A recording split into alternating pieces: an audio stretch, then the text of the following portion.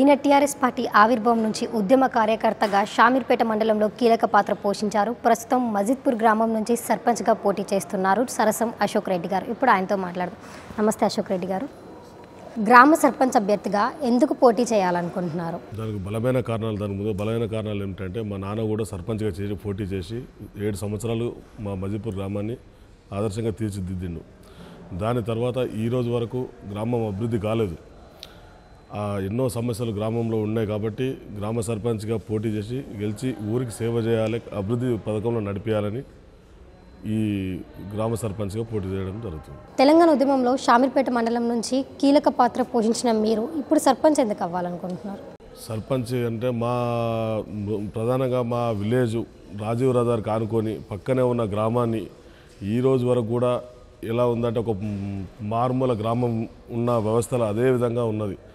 అవన్నీ తీయాలంటే మా దళితులు కూడా ఇంతవరకు డబుల్ బెడ్రూమ్లు కానీ ఏది అక్కడ సక్రమంగా జరగట్లేదు. మైనారిటీ సోదరులు కానీ మన క్రైస్తవులు కానీ ఎలా ఉన్నారో అదే విధంగా ఉన్నాడు. మా కేసీఆర్ ప్రధానంగా అదే రోడ్లో పోవడం జరుగుతుంది. అయినా ఒక్కరు కూడా కేసీఆర్ దగ్గరికి వెళ్ళడం కానీ మా ఎమ్మెల్యేల దగ్గరికి వెళ్ళి పని అభివృద్ధి చేయాలని ఇంతవరకు ఎవరు కూడా ఆ థాట్ రావట్లేదు. అదే ఆలోచనలో పెట్టుకొని ఖచ్చితంగా గ్రామం అభివృద్ధి చేయాలంటే టీఆర్ఎస్ ప్రభుత్వం తరఫున మన చామకూర మల్లారెడ్డి ఎమ్మెల్యే గారు ఆయన ద్వారా ఖచ్చితంగా గ్రామం అభివృద్ధి జరుగుతుందని ఆ దశగా వెళ్తున్నాను. మీ గ్రామంలో ఇప్పటివరకు చేసిన కృషి ఏంటి? నేను ఎవరు వచ్చినా అన్న అంటే ఆదుకొని ఇంతవరకు ఎవరికి ఏది వచ్చినా వాళ్ళు విన్నటువంటి వాళ్ళ సమస్యలు ప్రధానంగా ఏదైతే సమస్య ఉందో ఆ సమస్యల గురించి మాట్లాడి పోరాడి వాళ్ళ సమస్యలు తీర్చడం జరిగింది. ఓకే, ఇంతమంది ఉన్నప్పుడు మీ దగ్గరికి ఎందుకు వస్తున్నారు అన్న అని చెప్పేసి? వాళ్ళకు ఒక నమ్మకం. అశోక్ రెడ్డి అంటే ఒక నమ్మకం. అశోక్ రెడ్డి దగ్గరికి వెళ్తే ఖచ్చితంగా పని అవుతుంది, అదే ఏదైనా చేయగలుగుతాడు, ఆయన సాధించగలుగుతాడన్న ఉద్దేశం మీద వాళ్ళు నా దగ్గరికి రావడం జరుగుతుంది. మల్లారెడ్డి గారు మిమ్మల్ని సర్పంచ్ అభ్యర్థిగా నిలబెట్టారు, నిజమేనా? ఎందుకోసం? టీఆర్ఎస్ పార్టీలో 2001 నుంచి కేసీఆర్ స్థాపించినప్పటి నుంచి ఈ రోజు వరకు కూడా ఏ పార్టీ మారలేదు. ఎన్నో ఉద్యమాలలో పాల్గొన్నా, ఎన్నో సభలలో కూడా వెళ్ళినాం. కీలక పాత్ర అంటే స్టార్టింగ్ నుంచి కూడా మేము కొంతమందే ఉండి ఉద్యమం చేసినాం.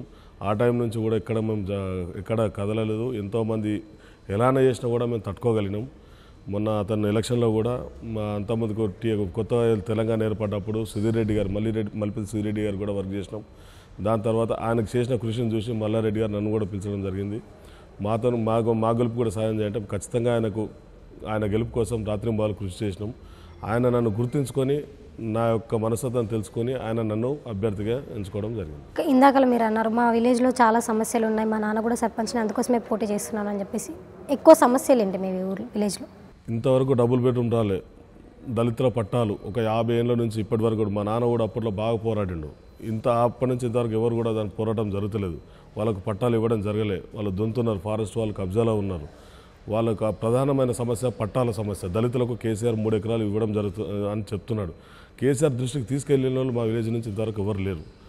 నేనైతే చామకూర మల్లారెడ్డి గారితో ఖచ్చితంగా సమస్యను కేసీఆర్ దృష్టికి తీసుకెళ్ళి వాళ్ళకు పట్టాలు ఇప్పించగలుగుతానని అది చేస్తాను. పట్టాలు ఇప్పించి ఖచ్చితంగా చేస్తాను. ముఖ్యంగా మా కబ్రస్థాన్లు కూడా క్రిస్టియన్స్ కానీ మా మైనారిటీలు కానీ ఎవరికి కూడా స్థలాలు సరిగా లేవు. వీటిని కూడా ఖచ్చితంగా చేయాలని. ఈ సమస్యల గురించి మీరు ఎలా కృషి చేస్తారు? ఈ సమస్య గురించి టీఆర్ఎస్ ప్రభుత్వం కూడా అనేక సందర్భాలు చెప్తుంది. మా ప్లే గ్రౌండ్ కానీ సమస్యలు ఏ సమస్య ఉన్నా కేసీఆర్ కూడా బాగానే స్పందిస్తున్నాడు.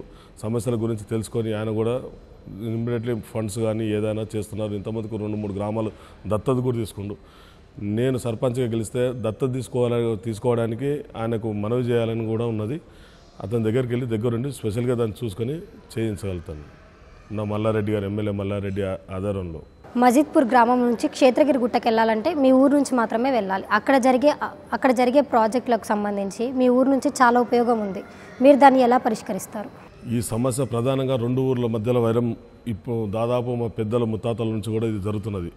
మాకు మధ్యలో మజిద్పూర్ గ్రామం, గణపూర్ గ్రామం అని 2 పేర్లు ఉన్నాయంటే అక్కడ గణపూర్ వాళ్ళు కొంచెం వేద చేసి ఆ మజిద్పూర్ గ్రామం విలేజ్ పేరు తొలగించారు. ఆ తొలగించినప్పటి నుంచి కూడా ఎన్నోసార్లు సమస్యలు వస్తున్నాయి. మా మీద కేసులు కూడా అయినాయి. మా యూత్ అంతా కూడా కేసులు అయితే ఎదుర్కొన్నారు. ఆ సమస్యలు కూడా ఈసారి కూడా ఎండోన్మెంట్ వాళ్ళు టెండర్లు వేస్తే వాళ్ళు ఆపుకోవడం జరిగింది.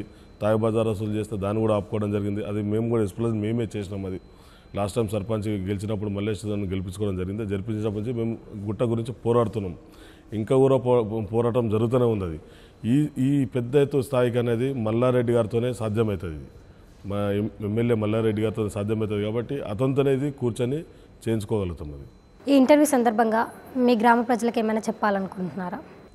ముఖ్యంగా టీఆర్ఎస్ పార్టీలో కీలక పాత్ర పోషించిన నేను గ్రామ ప్రజలకు సేవ చేయడానికి వస్తున్నందుకు నన్ను భారీ మెజార్టీతో నా ఉంగరం గుర్తుకు ఓటేసి నన్ను గెలిపిస్తే వాళ్ళ ప్రజలకు రుణపడి ఉండి వాళ్ళకు నా వంతు సాయంగా వాళ్ళకి ఏది ఉన్నా అవన్నీ ఖచ్చితంగా కృషి చేసి గ్రామాన్ని అభివృద్ధిగా తీర్చిదిద్దుతానని. Okay, thank you Ashok Reddy గారు. ఈ వీడియో మీకు నచ్చినట్లయితే లైక్ చేయండి, షేర్ చేయండి. ఇలాంటి మరిన్ని అప్డేట్స్ కోసం మన ఛానల్ని సబ్స్క్రైబ్ చేసి కింద కనిపిస్తున్న బెల్ బటన్ని క్లిక్ చేయండి.